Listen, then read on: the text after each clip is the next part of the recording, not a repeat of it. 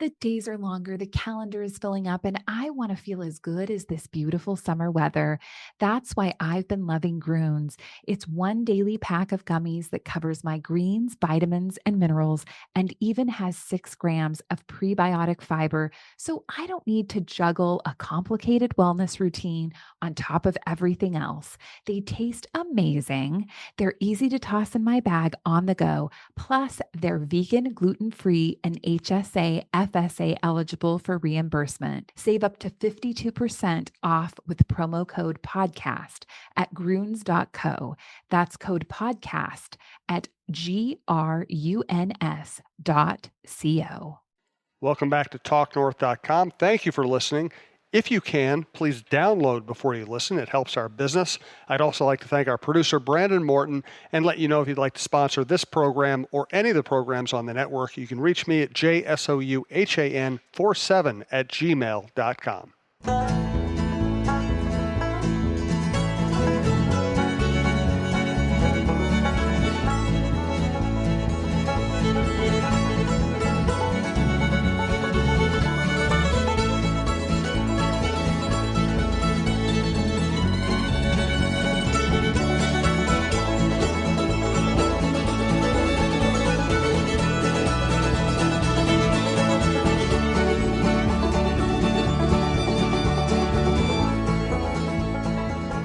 Welcome back to the Russo Hockey Show. This is our hockey show on TalkNorth.com. Please follow us on Twitter at TalkNorthPod. Thank you to our producer, Brandon Morton, and also thank you to our sponsors, Twill, Fixology Repair, Tony Hoagland, your State Farm agent, Tin Shed, and Bite Squad. And remember, our next 2 live shows will be November 13th and 20th at Tin Shed in Savage. You can find out more information about their business and our shows at tinshedmn.com, and we'll remind you again about that later in the show. So you were in Dallas, correct, Michael? Yeah. We've talked about this before. Go ahead. My hotel room overlooks the where JFK was assassinated, believe it or not. It's a little eerie. Yeah, and I used to work at the Dallas Morning News, which is right there and very close to Dealey Plaza as well. Have you ever done the full tour? I haven't. Actually, I think today I'm going to go over to the museum. I haven't stayed in this area. So I used to stay in this area all the time. My first ever road game covering the NHL was actually at Reunion Arena, which obviously doesn't exist anymore, but it was right by the Dallas Morning News. So I used to stay, I think it was a Hyatt down here. I don't know if that still exists. So I'm actually one thing I want to do this afternoon is kind of walk around, try to get the lay of the land, because when I used to cover Dallas Stars games back in the day, I used to always stay in this area and love this area. And they've revamped this area, but obviously when American Airlines Center opened several years ago, I just sort of changed where I stayed just to get closer to the arena. So it's kind of cool to be back in here and reminisce a bit. Yeah, and when I worked at the Dallas Morning News, it was an incredible newspaper, an incredible sports section, and you could actually just walk from the newspaper right down the hill to Reunion Arena for back then it was just basketball games. But I remember one of my first wow moments in sports writing was walking over, working all day during the day, then walking over to help out during, I think it was coverage of the Western Conference NBA finals between the Mavericks and the Lakers, and just standing in the hallway, like waiting to get into a locker room and having Magic Johnson walk by, 6'9", 4 feet wide, all muscle, and just saying hello. It was like, it was for me as someone who had only covered high school sports to a certain point in my career, I couldn't believe you get actually walk up and talk to these guys. Yeah, no, I mean that's how I honestly, on a different scale, that's how I used to be covering the NHL. I still remember, that's what's so cool about covering Mike Modano now is, like, back in the day, my first ever road game again was in Dallas. And I just remember sitting outside the visiting locker room and seeing, guys like Mike Modano walk around, and Eddie Belfour and Guy Carbonneau. And I'm trying to think who was on the team. Who was on that 97, 98 team that I covered would have been, I think, Manny Fernandez. But that team was, the beginning of their cup. That was where they had, Darian Hatcher, and they had Circus Hercus, who I always see in press boxes now, Jamie Langenbrunner. So that was a really good team. And then all of a sudden, they make the Nieuwendyk trade a year or so later, and all of a sudden they win a cup 2 years later. So it was just kind of cool. Another guy I remember on that 97, 98 team, I'm pretty sure, was Jason Botterill, who is the current GM of the Buffalo Sabres. Wow. And back to where you're staying in that area, my wife and I on a recent Viking trips a couple of years ago decided we were kind of stay in that area and walk around my old haunts. And we were like, okay, let's go do the book depository trip. And we got over into that area, and we just felt really creepy. And we just didn't do it. It just and I've read, I've read everything there is to read about the Kennedy assassination and that era, the civil rights era and everything else. But I got over there, and we both had this weird foreboding feeling. We just didn't want to do it. Yeah, no, I agree. And it is. I mean, I opened up my windows this morning and looked outside. I'm like, whoa, I've never had this view before. I mean, you kind of it's a really eerie view when you think about, what happened? It was in the book depository that, with a long range rifle, I can do the same thing. Yeah. Not literally, by the way. Right. I'm just saying, you have that. Yeah. And we're not going to make any jokes about it. It's just, it's a weird view. I mean, it's just bizarre. Yes, absolutely. Yeah. I got to be careful, especially on this podcast, making jokes, because last week I got a text message from my mom after our last podcast asking if I was on grass. Well, it's a fair question. What was your answer? What the heck is grass? Who uses the term grass anymore? You do travel to Colorado.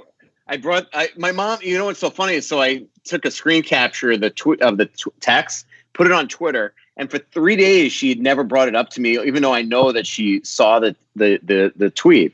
So I finally said, "What do you think of me putting out your text message for the public to see?" And she goes, "What do they call it now?" So I had to tell her that, weed, marijuana, I don't know, pot. I haven't heard grass in years. It's a good one. She said that she realized that she was out of date when somebody said to her that she was dating herself. So.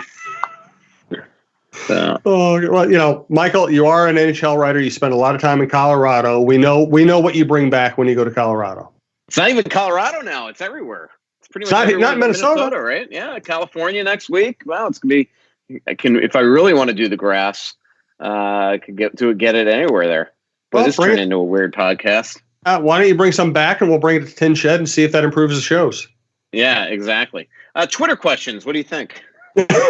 Michael wants to change the subject, so we will change the subject. We do have as I always say, we get 1 million Twitter questions when we do a live show. We reward people who show up there and let them ask questions. But in the off weeks like this, where we do more of a studio show or a remote show, we will get to more Twitter questions. And you all ask such good questions that it's a great way to do a show anyway. So before the first Twitter question, let us thank Twill and the Dining Galleria, twillmn.com on the internet, and Twill Edina on Instagram, which is a great place to check out all their beautiful clothing, much of which I wear and try to live up to. I'm here with my wife, Stacy. We went to Twill in the Edina Galleria the other day. We saw Scott Dayton, and I bought the nicest sport jacket I've ever owned, the most comfortable pants I've ever owned. They're Bracks. A nice pair of loafers that I can wear to the ballpark. I think they're called Tracks. And I bought a bunch of Stenstrom short sleeve shirts to go with my Stenstrom nice dress shirts. And, I used to wear just disposable clothes. Now when I buy something, I buy it at Twill. I know it's going to last me the rest of my life, and it's going to be comfortable. And on top of that, it's not just the best stuff you've ever had, but it's really everyday things that you can wear and that will fit all occasions. Twill in the Edina Galleria, twillmn.com, Twill on Instagram. All right, we're going to go kind of reverse order. Most recent, from Pat, Man Bear Unicorn is his handle. When professional sports teams are in the midst of poor seasons, what all do they change to try and change course? Regimen, practice style, superstitions. What's the weirdest thing you've heard of a player doing in regard to superstitions? Well, I mean, last year, Zach Parise changed his stick a lot. I remember once the Wild were really having a struggle in Colorado during the playoffs. Actually, it was 2008. It was the 2008 playoff, not 2008, sorry. It was the 2014 playoffs in Colorado. You might remember this. And the Wild lost their first 3 games in Colorado and had to go win a game 7 there. And when we got into the dressing room, the visiting dressing room, Tony DaCosta, the Wild's equipment manager, changed every single stall where guys are sitting. So when we went in there, everybody was sitting in a different spot than they not only did the previous 3 games in the playoffs, but in the regular season in Denver. So that was kind of interesting. And the Wild, actually, obviously, if you remember, won Game 7 that night. Niederreiter, you and I had a heart attack on deadline. Yes, that was brutal. Absolutely. Yeah. And from being a longtime baseball writer, which is the weirdest sport in many ways, it has the oddest characters and the most downtime and the most time spent in clubhouses and on road cities. There's, of course, the infamous one, which is called a slump buster, which is if the player's in a slump, he goes out to the bars and tries to pick up a young woman, hoping to change his fortunes. I'll let your imagination finish that one. There's the other one, which is Mike Redmond, the backup catcher for a long time, later Miami Marlins manager. Yep. When the team was struggling, he would walk through the clubhouse naked just to make people laugh, and that transformed into doing naked pull-ups and taking batting practice naked in the underground cage, not in the field. So that's a taste of just how sick and weird baseball can be. You know who I probably shouldn't say, but who I've gathered from talking to a lot of people was very much like that. Billy Guerin. Really? He might kill me. If he hears this, he might kill me. But I've heard these stories lately of him, doing there was one arena where in it might have been the Igloo even, where you had sort of on the rafters, you were able to kind of jump up there and walk across the locker room. And apparently did that once to lighten the mood, butt naked. I know he made there's a famous story that he told fairly recently on the Dreger and Ferraro podcast where he made everybody, he lost a shootout practice of a penalty shot practice that they used to do in practice, and he lost it. And so then you have to do something for the entire team. So he made everybody omelets in a jock strap, and apparently people weren't very hungry. Yeah, that would kill my appetite. Yeah. So, oh man, Billy, he's a beauty. That guy, I think I told this in the last one. So they had a trivia question in Florida recently that I've since confirmed. He's the only player in NHL history to have a hat trick for 6 different teams. And he told me today that actually down at the American Airlines Center after the morning skate that one of them that year he had a hat trick for San Jose and against San Jose. Oh my God! What is the chances of that? That's crazy. So, yep. And to finish off this theme, it is funny when you're around athletes because some athletes are very proud of their bodies, and you see it with the body issues and as Sports Illustrated and Olympic athletes. I mean, they work all the time in their bodies. They spend time naked around other athletes all the time. So athletes walking around naked is just not that big a deal to them for the most part. Yeah, and but I think they do find it funny when they do stuff like Billy's doing sort of pull-ups and things like that or whatever. Yes, Redmond never failed to get a laugh when he walked through. All right, from Victor Rodriguez, Iowa's having a great start to the season, but Sokolov was just sent to the ECHL, and Dewar haven't played much, and only 2 actual prospects are in their top 10 scorers. That's Sturm and Bitten. How fine is the line they want to thread between competing and developing in the AHL? Well, there is a fine line because you want to win down there, but just look at Iowa team. They're not loaded with prospects. Obviously, Tim Army didn't think a lot of Ladnia because they sent him back to junior and he wasn't playing. You're right on Durer. He hasn't gotten a lot of time. A lot of your development, though, is in practice working with guys like Brett McClain and Alex Tanguay, who I am going to be doing a story on here at some point, probably on the next long road trip. I talked to them during training camp and have a cool story in the works on them. I talked to Joe Sakic the other day about Tanguay. But look, Sokolov, that ship has sailed, man. He is not a prospect. He's just not. And so they're not playing him. So they sent him to Allen today to get some playing time. But you just look at the lineup. I would agree with you if that team was chock full of the Cunnins, the Donatos, the Fialas, the Greenways down there. But these guys right now, Duheim, Dewar, they're going to have to bide their time, get a lot of practice time in, and then slowly they're worked into the lineup. But you look at that team, and it's still a very veteran-laden team for the most part. By the way, I have a note to add on Twill. Just got this note from them that they're going to have the Stenstrom's trunk show November 1st and 2nd. That's at Twill in the Edina Galleria. Buy 3 Stenstrom items, get the 4th item for free. I did that last year at their trunk show and ended up with basically a lifetime supply of dress shirts. I'll never have to get another one because they last forever and they look great. So remember that. We also want to thank our friend John Hedges from fixologyrepair.com. Fixology Repair. John won't necessarily be in the store you visit, but you can go in and talk to anybody at any of the stores. They're all great. Now in downtown St. Paul, downtown Minneapolis, and Mall of America, 3rd floor by Nordstrom's. Hi, this is John with Fixology Repair. For the better part of a decade, we've been privileged to serve you for all of your jewelry, watch, and smartphone repair needs at the Mall of America. Since Minnesotans largely hate going to the mall, we expanded 2 years ago to reach you in the Minneapolis Skyway. And now this year, we're pleased to announce we have a new location at Wells Fargo Place in the St. Paul Skyway. All 3 shops are equipped to help with your watch and cell phone repair needs on site, while all jewelry, computer, and game consoles will be completed at the Mall of America store. Please bring us your repair challenges, and don't forget to mention the Talk North podcast for a 10% discount on all of our services. By the way, you noticed I got another Frenchie. Yes, I did see that. I made a comment on Stacy's Facebook. There was a time where you weren't going to do podcasts.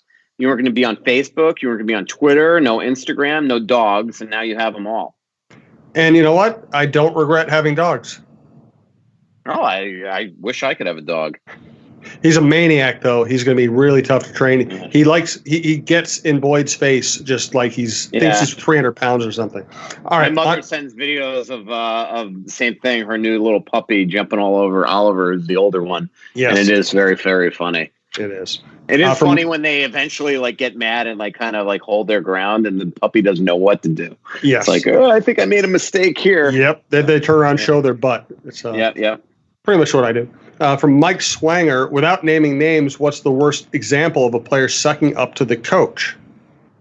Or a coach to his GM?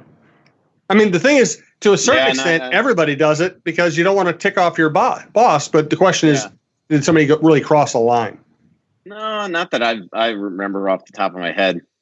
From Robert Duffy, was Greenway expected to be more dominant by now? I mean, I don't know. I mean, he was we're talking about a former, what was he, 2nd round pick, 50th overall. You wish he'd be a little more physical, but in college I wouldn't say he had a dominant college career. He had a pretty good Olympics last year with Ryan Donato as his line mate as well. And I would say that he's been a bit of a disappointment, but you know what? I still think that when you see him play the way that he did in the first period the other night, it shows you, it gives you a glimpse of what type of player he has the ability to be. What I love that he does that he hasn't done a lot of at all this year is kind of circle the middle of the slot, curl up and just whip a shot. We saw him score a couple of his goals that way last year. I wish he'd do that more often. He's just got to be a more dominant player. I will say this is a hard team to step into. We've seen it for years, is that this team, he just, it's because they have guys that are on long-term contracts, it's hard for guys to get ice time. So Greenway now is in the Nino spot where he's on the 4th line left wing because of the way that the lines are always constructed. When you have Zucker and Parisi that are going to get ice time in front of you, and then you have Foligno as a shutdown winger in front of you, and you don't like putting Greenway on right wing, there's only so many spots for them. And we see that 4th line right now. Tonight is going to be pretty much an all-skilled line with Greenway, Rask, and Donato, with Fiala actually sitting in the press box. Yeah, good question, by the way. Trevor Voss, what are the chances Koivu gets re-signed after this year? If you ask me right now, I doubt it, because I do think there just comes a point where you just got to get younger. And you've got to now give guys the ability to move in. But like anything, it really has to do with what Bill Guerin thinks is coming behind him. At center, there's not a lot coming behind him. So your question is, if we don't have Mikko here, where are we? And when I say we, I'm trying to paraphrase a quote from Bill Guerin. Sure. Where are we getting our centers? Obviously Eric Stahl's got another year. Eriksson Ek is here. But still, can they win next year and have somebody play the roles that Mikko does if Mikko isn't here? So a lot of it's going to depend on whether or not he thinks he can acquire a center elsewhere, because again, we know there's no kids coming. And the other thing is, does he think there's a chance of maybe going and getting a free agent, whether that's Eric Haller or Mikhail Granlund, 2 people the Wild are familiar with, or somebody else on the open market in a market that there's not a lot of centers out there. So, I mean, if you ask me right now, I don't think so. But if Mikko plays well all year long, and they get to the trade deadline and they decide also they're not moving him, or Mikko's not willing to move somewhere, or they decide they don't want to trade Mikko because they're in a playoff spot at that point, or think they're going to make the playoffs, then a lot of it's going to have to come in that off season part, the window there between the end of the regular season and the beginning of the draft or free agency, and deciding if they think they can replace Mikko. If they don't think they can replace Mikko, and Mikko is still a functional player, there's always that chance if Mikko is willing to take a 1-year deal at a quality price that you make the move. We know that Mikko seems to like living here and playing here. Do you think he likes his team enough to want to stick around another year, or is there anything sour about his role in the team or the team itself? I don't want to put words in my mouth. Knowing Mikko the way that I do, though, I do think that it will be very hard for him at the trade deadline, even if he thinks he's going to a team that could win a cup, to waive his no move. I think that he really kind of wants to go down deep down with that pride of being playing his entire career in one spot. But Mikko also wants to win, so maybe he would change his mind there. A lot of it's going to depend on circumstance and things like that. So, and how his body is feeling and all that stuff. Sure. Go to champlininsurance.com or just Google Tony Hoaglund, Hoaglund, and check out Tony's services, now offering financial services as well as any kind of insurance you would want. Michael and I both take advantage of his insurance. So check out Tony Hoaglund, Hoaglund. Hi, Talk North listeners. I wanted to let you all know about State Farm's new program called Quotes for Good. We partner with local nonprofits to raise money for great causes. For the Russo-Souhan Show, I'll be donating $16 to the Jason and Carly Zucker Give 16 campaign that benefits the University of Minnesota Masonic Children's Hospital. When you call in, be sure to mention the show so that we can track the donations. You can reach us at 763-421-4900 or check out our website at champlininsurance.com. From Nick Pierce, has Stalock earned, and by the way, we're recording this about 1 o'clock on Tuesday afternoon before a couple of games. From Nick Pierce, has Stalock earned more playing time with his performance this year, or will the Wild keep riding Dubnyk and hope he can turn it around? I mean, I think that he probably deserves to have more of the ability to play. A lot of it still will always depend on schedule. But look, there's no doubt that Doobie's had a tough start to the season. And Alex has played really well so far. So as the Wild, look, Bruce wants to win, and if Alex is going to give him that better option, I think that he will go that. I think it's too early to just say, create a goalie controversy when there isn't one. A lot of it will be on schedule, and that's when we're going to start to know. I mean, the one thing about the Wild coming up here in the month of November, if I am remembering correctly, is even though they are road heavy in the month of November, again, just like the month of October, there's not a lot of back-to-backs, if any. If I remember, they play, obviously, so the Wild play in St. Louis tomorrow. So Dubnyk will obviously start that one. But I'm pretty sure the only one I can think of off the top of my head, I'm trying to find a schedule here, is in November is the Wild play back-to-back games at Jersey and the Rangers. But, yeah, here's the schedule. So the Wild have back-to-back games at Rangers, at New Jersey, right after Thanksgiving. And then even in the month of December, they don't have any back-to-backs.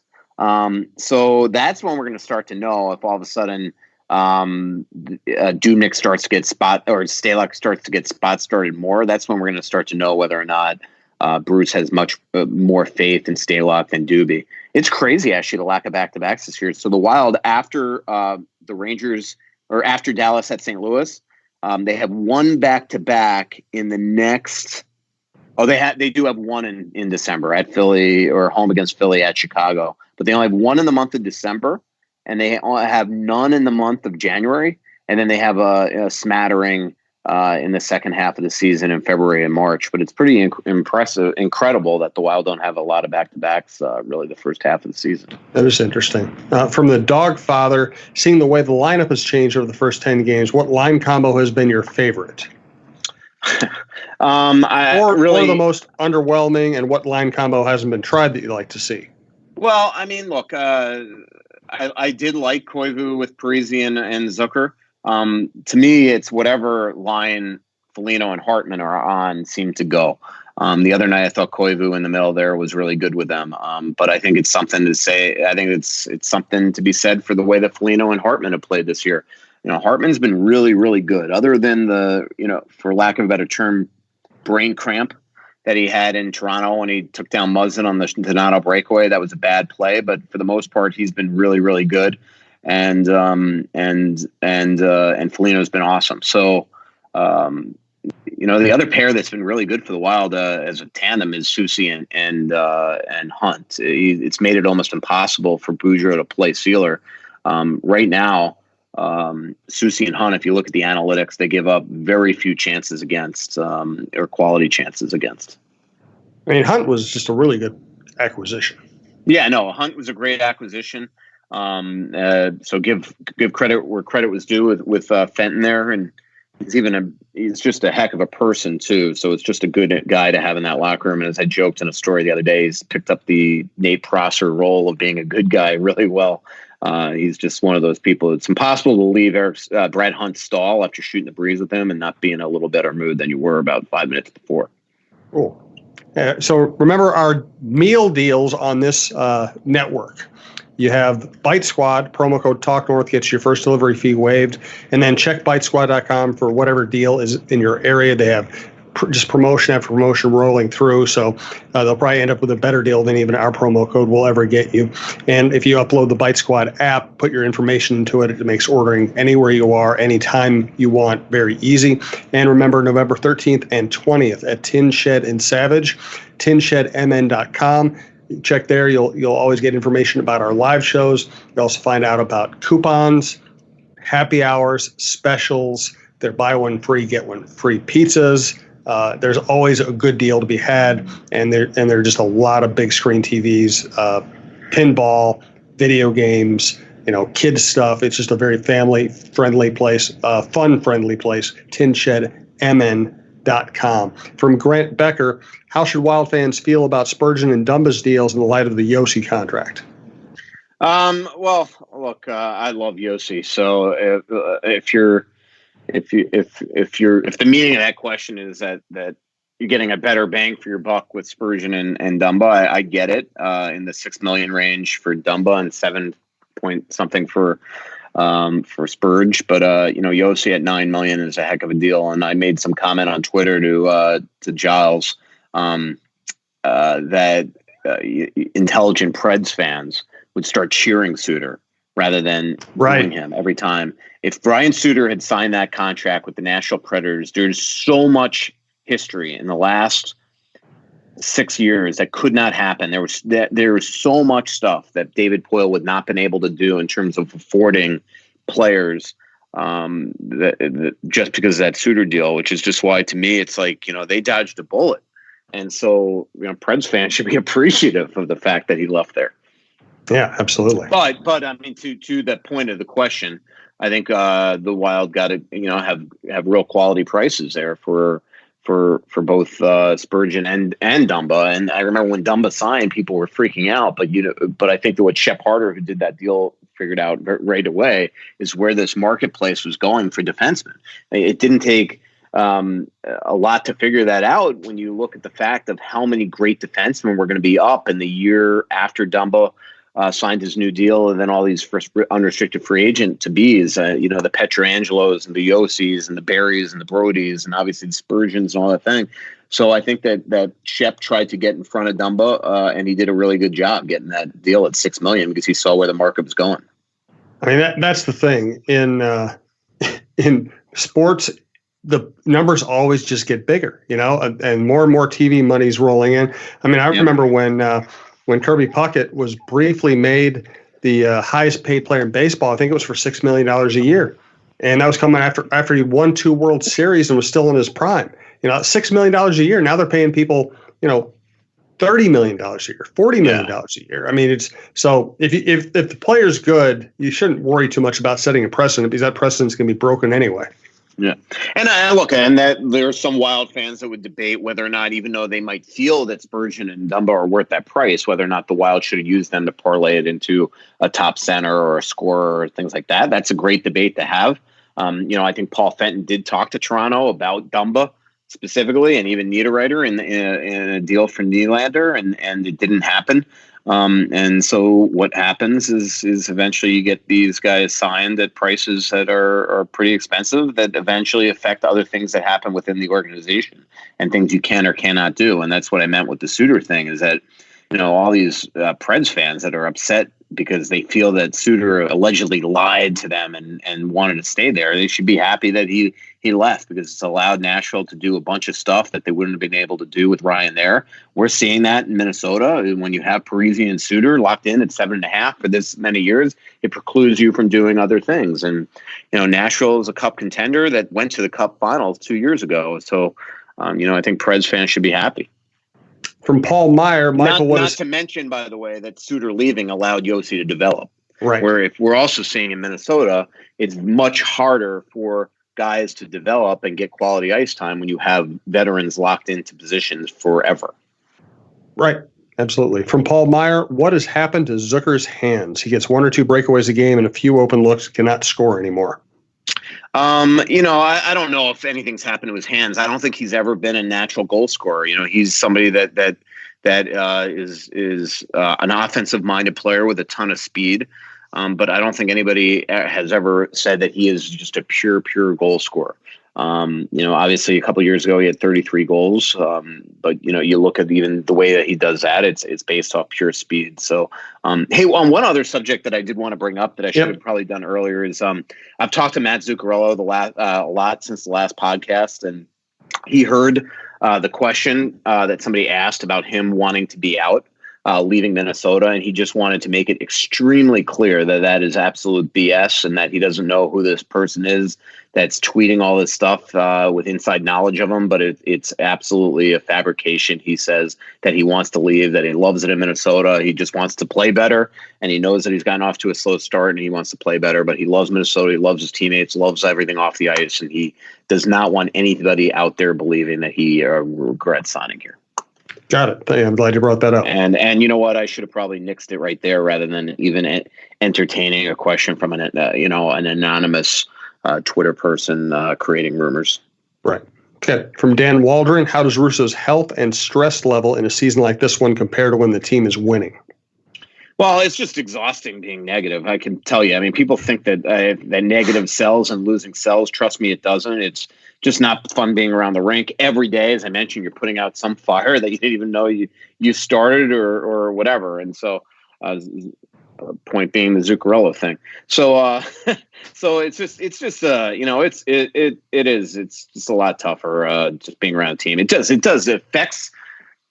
Any tweet you put out is met with just the most insane cynicism out there. You could just put line combinations, and things you get returned are just sometimes borderline, negative, cynical, irrational, and it just puts you in a mood where you're constantly thinking about the team. And it's just tough in today's day and age to unwind, because I think everybody knows that on the road, I'm constantly working and looking on my phone and talking to people, and it just when you can't ever not think about the Wild, it makes for an exhausting lifestyle. And that obviously, as we've discussed many times, we don't root for the team that we're covering, but when you show up every single day and you got 10 different people pissed with you over something you've either said or written, it makes for a very stressful being.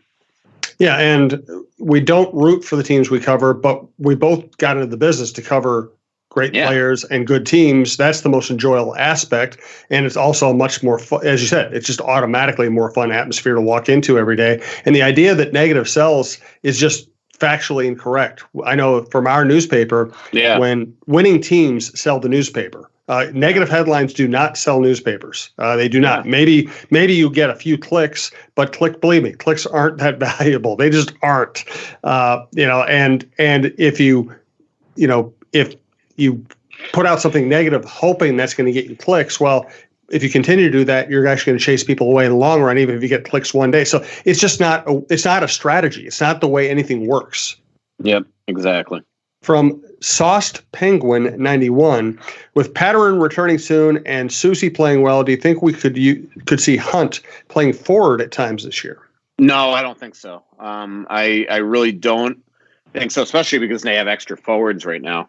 I mean, obviously, a lot's going to depend on injuries. Hunt did play forward a couple times last year and looked pretty good. But to me, Patterson's going to be the odd guy out to start. There are going to be times when, obviously, you're going to have to play him, especially maybe against bigger teams that you want that grit. And remember, Patterson played well at times last year, and I thought fit in nicely on this team. But to me, the Susie Hunt thing's hard to break up right now, and Pattern's going to still have to just be patient, and it's going to make it even tougher for Sealer to get in the lineup. If Sealer continues to be a scratch, at some point he might want to accept kind of a 2-week conditioning stint in Iowa. But I never get stressed with stuff like this because remember, there's always injuries. One day you think that, oh my God, what are they going to do when Pattern comes out? They have too many defensemen, and a week later, you're going to have 2 guys hurt, and then you're going to be wondering why the heck they traded a defenseman away. To me, as much I know as Bruce doesn't like a lot of times having 8 defensemen, I think Billy Guerin, when Pattern's healthy, is just going to have to be patient and let this play out, and keep 8D on the roster because obviously Sealer can't be sent to the minors without waivers. We're going to do a few more Twitter questions. If you send in Twitter questions, you're just not getting it asked. Just keep trying. It's fairly random how I pick the Twitter questions to ask, and we, of course, would also love to see. And I see a bunch, if you want me, that I don't mind addressing, so I can also just quickly skim through when we're maybe the final thought is me going through those Twitter ones that you haven't asked. Sure. Okay, we'll do that. Reminder: check out the Stenstrom Trunk Show this weekend, November 1st and 2nd at Twill in the Edina Galleria. Again, low pressure, but great quality stuff. And go in there. Whatever you buy is going to last you the rest of your life, at least if you're as old as I am. Remember, November 13th and 20th at Tin Shed in Savage. Stop by at 7 o'clock is the show time, and we just love seeing people there. It's always a blast. Thanks to FixologyRepair.com, Tony Hoagland, your State Farm agent who works out of Champlin, and Bite Squad, bitesquad.com, promo code TalkNorth. The next Twitter question I had was from KC, wondering if you have heard anything from Craig Leopold regarding the sold-out streak coming to an end and the overall attendance this year. No, I haven't. But again, I think I mentioned on the last podcast or somewhere that it's not like this is a surprise to the Wild. I mean, they knew this was coming. This is one big reason why they hired Mike Modano. This is one big reason why they've tried to do things to enthuse the crowds again. When it comes down to it, the Wild fans just have to see a bright future, and right now, I don't think they see that. They see a team that is sort of on the downslope here, and maybe if this is the type of thing that actually will get Craig to say, "Hey, Billy, if you want to trade that guy, if it helps us become better by getting top draft picks, whatever." Be my guest, run the team the way that you want, rather than the always sort of, spinning its wheels by being in a win-now mode where they don't get top draft picks and then they also don't get players that could fit in right away and lead this team to a cup. From Dusty SJU, let's talk about Nick Sealer's disappearing act. Is that an appropriate characterization? Well, I mean, look, I don't think this has to do with Nick. I think it has to do with Carson Soucy playing really well, especially the last 3 or 4 games. I thought his one game this season that he struggled was in Toronto, and he didn't play the next night. And unfortunately for Sealer, it's the circumstance. Sealer comes into the game that they lose 4-0. So you're probably making the change to go back to Soucy, and then Soucy's really taken it from there and played well. So it's tough for Sealer. He's a mature kid. I know this is tough on him. What makes it tougher is then he sits, and then all of a sudden he's put in there and expected to perform, but he hasn't played in a long time, and he's rusty. And I think we saw that in the Montreal game. If you remember, it was the penalty by Sealer that he put the puck in the stands that set that game into a bad path, where all of a sudden the Wild gave up 3 goals in an X amount of minutes because of the 5-on-3 that was started with the Sealer penalty. That, by the way, the Sealer penalty happened because Eriksson Ek, an inch from the blue line, couldn't get the puck out. So Steelers in a tough position, but he had a heart-to-heart with Boudreau yesterday, and is just going to have to continue to be patient and mature about it, which I know that he will be. I have 2 more questions, and if you have any others you want to get to, I'll let you fire away on those. From Russo Slacks, or just now apostrophe Slacks, just how awkward do you make the elevator rides at the Tria rink for the players and coaches? I don't make it awkward at all. It's the other people. It's the Dan Myers in the world that go in there and just don't stop talking while we're in there. Like, to me, I don't want to be seen when I'm in the players, and Dan's just his typical loud self. Why is it just apostrophe Slacks now? Apparently he's trying to disassociate himself from you because, you haven't done enough for his career. I got you. From Wild Guy 91, a couple people asked this one. Are any truth to the rumors that Fiala, Ek, and Donato are on the trading block? No, I mean, It's funny that was asked. I mean, it's like I go from you had him as an editor. I think Brian White. Say that Brian again. White. Did you have Brian White as an editor once, or he was just a colleague? No, just a friend of mine, because he was the columnist in the Fort Myers paper when I was covering the Twins down there. We used to hang out a bit. Okay, so Brian White was my editor at the Sun Sentinel, and he once told me, he goes, our jobs is not to refute rumors if they're not true. But that was pre-Twitter and pre-aggregation, where an innocuous line in an article is turned into headlines by people that have nothing to do. So they turn into, an innocuous line that Bruce Garrick really did not write becomes Donato, Fiala, Eck put out there on the trading block. And Billy Guerin says it's absolutely not true. He goes, when I have trade conversations with every GM, every name's brought up. It doesn't mean you're shopping them. So if somebody comes out and says, hey, what's going on with Fiala? He's scratched every night. What's going on with Donato? What's going on with Parisi? What's going on with this guy, that guy? It doesn't mean they're on the trading block. It just means you're having a conversation where names are brought up. But he made it extremely clear that while he's listening on everything and talking like any GM should, he has not made Donato, Fiala, and Eriksson on the block. I think a lot of times what writers do is you look at a team. I do it too. And you say, all right, if Minnesota is a trade partner with the Ottawa Senators, who potentially could be moved?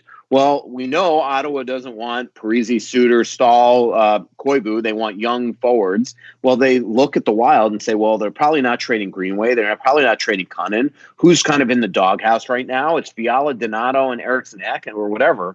And that's how this stuff just is thrown into a story that becomes gospel. And sometimes I'm just amazed. Maybe it's because I'm too close to it, but I'm amazed that fans buy into this stuff. Like, to me, that's obvious. You don't need to be a sports writer to realize that if anybody is going to be traded from the Wild, it's going to be those young kids, most likely, if you're going to have to trade the thing, because if you're going to have to start eating into the core here. So again, Billy's like, look, I'm not saying I'm not trading anybody on this team, but it's not like I'm going around saying these three are available. So, and I think that's accurate. Trust me, if the Wild could trade Donato or Fiala and think they could get better right now, they absolutely would. 100%. But that's where Bruce is coming from when he writes that in there. It's more just sort of intelligence from a hockey writer point of view, rather than knowing for a fact that those three players were offered to the Ottawa Senators. Right. Again, thank you to Brandon Morton, our longtime producer, and follow us on Twitter at Talk North Pod. Any other tweets you want to get to today, Mike? Benjamin Hurdle, I've started to hear this a lot. Will the Wild regret not drafting a pure goal scorer like Caulfield, over Boldy? Way too early to be seen. Look, we all when the Wild didn't take Caulfield, it's not like PJ Fenn and Yapik didn't realize that Caulfield was going to have a great career and be a goal scorer eventually in the NHL. They just felt over time that Boldy is the type of player that they want in their lineup. So we'll see. Maybe they'll regret it. Maybe they're not. Obviously, Caulfield's got into an unbelievable start with the Badgers. He's a pure goal scorer in a lot of ways, what the Wild need, but they felt that Boldy at the time, I think we got to let this one mature. Brett Marshall asks, though I'm a big fan of the ZZ top line, which he's dubbed us Zucker, Stahl, and Zuccarello. It seems Greenway and Stahl had some nice chemistry for one period, I would say. Do you think Greenway will be back up with Stahl once he's back to 100%? Look, this is not easy putting these lines together right now, because if you put Cunnin back to center, all of a sudden then Eriksson Ek, who I think all Wild fans want up right now, is going to have to be your third or fourth line center, or Koivu is going to have to be down there. And Rask would come out of the lineup, which seems easy, but I think Wild fans don't want Cunnin on the fourth line. They don't want Ek on the fourth line. So what Bruce is doing is keeping Cunnin at right wing. Well, by doing that, now that affects guys like Donato and Fiala. And it keeps Greenway on the left side. Again, same thing. You have Zucker, you have Foligno, and you have Parisi ahead of Greenway right now. So it's just not easy. One move changes everything, and then you get the people. If Bruce does what Brett Marshall wants, that affects four lines, and that now gets the people that hate Bruce changing the lines now all pissed off. So this is not an easy situation that Bruce is in right now with these lines. And this is just going to have to be it for tonight, and then we'll see what happens tomorrow. But you change one thing with this lineup, and four different things have to change. And I think that's what happens when you have a lineup that a lot of ways doesn't fit really well. There was one thing that I'm trying to find the tweet that somebody asked that I did want to just pop to my head. I'm sorry. Just give me a second. You have a lot of questions today, dude. Yeah, no kidding. I found a couple questions. One that did jump in my head here is somebody asked, why have the Wild not found a pure goal scorer since Gaborik? And I do believe that the Wild have been in a cycle of just poor drafting. I mean, that still dates back a decade ago. And just hear me out as I talk in a convoluted way, but it's a cycle that started in the mid 2000s where the Wild wasted. It's been a wasteland. I mean, the Wild wasted probably 5-6 first round picks in a row. That affects you for a decade. So in 2004, they draft AJ Thielen in the first round. In 2005, they draft Benoit Pouliot 4th overall. Carey Price went 5th. Kopitar, I think, went 11th. 2006, they drafted James Shepard in the first round. 2007, they drafted Colton Gillies in the first round. 2008, they drafted Tyler Kuma in the first round. 2009, they drafted Nick Leddy in the first round and traded the pick immediately at the Olympics in 2010 when you and I were walking down the street in Vancouver together. That's right. What the F? And so right there, from 2004 to 2009, 1, 2, 3, 4, 5, 6 first round picks absolutely wasted. Now go check those other drafts out also. In 2008, they had 4 draft picks. Only one other player was Marco Scandella that played in the league. 2009, Nick Leddy, Matt Hackett, Chris Foco, Alex Falstrom, Darcy Kemper, who might be a top 5 goalie in the league right now that the Wild just got rid of for nothing. Jari Salonen, never played in the league, never even in the U.S. Eric Halla, 7th round, great draft pick. They eventually didn't use him right, and because again they had a bunch of players ahead of him. And then when he was finally playing well, they trade for Martin Hansel. And then Anthony Hamburg never played even in pro hockey. So that's 08-07. 07. Colton Gillies, Justin Fall, Cody Allman, Hari Ilvanen, Carson McMillan. Not a player out of that. Carson McMillan, I think, scored his NHL debut in Detroit. That's all that we ever heard from him. Justin Falk was a nothing player. 06, James Shepard, Andre Fiala, Cal Clutterbuck, but Kyle Medved, Nico Hovinen, Julian Walker, Chris Hickey. Wasted draft. 05, Pouliot, Matt Cassian, Chris Westblom, Kyle Bailey, Morton Madsen, Anthony Aiello, Riley Emerson. Wasted draft. 04, AJ Thielen, Roman Voloshenko, Peter Ovechkin, who I think lived in my building once in Minneapolis. Clayton Stoner, Ryan Jones, who played in the league, Patrick Bordelot, Julian Sprunger, Jean-Claude Sawyer, Aaron Bogard, Derek's brother, Jean-Michel Ritzk, Anton Hudobin, Wild, another goalie that played well in this league that they just got rid of, and Kyle Wilson. Wasted draft. This is wasted draft, wasted draft, wasted draft, wasted draft, wasted draft. So that leads you to no prospects. Then what happens is Chuck Fletcher takes over. Craig Leopold buys the team the year before, and now he wants to win a cup. So now what the Wild do in the next several drafts is they actually hit on their first round picks for the most part, but they traded draft pick after draft pick after draft pick. So this is the cycle that forces you to go out and instead of developing your own players, you don't draft them well, or you don't have plenty of draft picks to have bullets in the chamber. So that causes you to go out and have to sign the Parisis and the Suitors and the Stalls and even the fourth liners, the Nystroms, the Powers, the Stalbits, whatever. It's just an unending cycle. And so, this is a convoluted way to answer the question, why the Wild not developed a pure goal scorer since Gaborik. But the reality is that they had a lot of wasted drafts, and then they had a lot of drafts where they didn't have a lot of picks. And this is why they are where they are. So those drafts where they wait 6 years in a row where they threw away first round picks, that eventually catches up to you. And even at the time, I remember saying this is going to be affecting them a decade later, and it absolutely did. It causes you to go out and trade for the Martin Hansels of the world. It causes you to go out and overpay for free agents. And this is why the Wild are where they are. So there's no simple reason. It's a convoluted answer to that question. But it's not just what happened yesterday or 2 years ago or 3 years ago that affects an organization. It's decisions that are made today that affect a team 10 years from now. And that's why even last year, those decisions that Paul Fenton made are going to be felt for years to come. that decision, it sounds like nothing. It sounds like I'm harping, but that decision to add Anthony Bitetto last year, 2 days after trading for Brad Hunt, was the epitome of poor management. He just did not realize the ripple effect that would have for the rest of that season, and it destroyed their month of February. It caused them to, not have, with the team rolling, winning 3 in a row, not have Cunnin and Eriksson Ek up right after the bye week in the All-Star game. It caused them to then respond to that by getting rid of Nate Prosser. And look at the month of February. It was one of their worst months in franchise history. And it just kind of that effect the rest of the way by having such an awful February. What did it do? It led to the Granlund and Coyle trades. I mean, so every decision you make has effects. And so when they wasted those drafts from 04 to 09, we're still feeling it today. And then it just causes one bad decision to another bad decision to another bad decision. And here you go.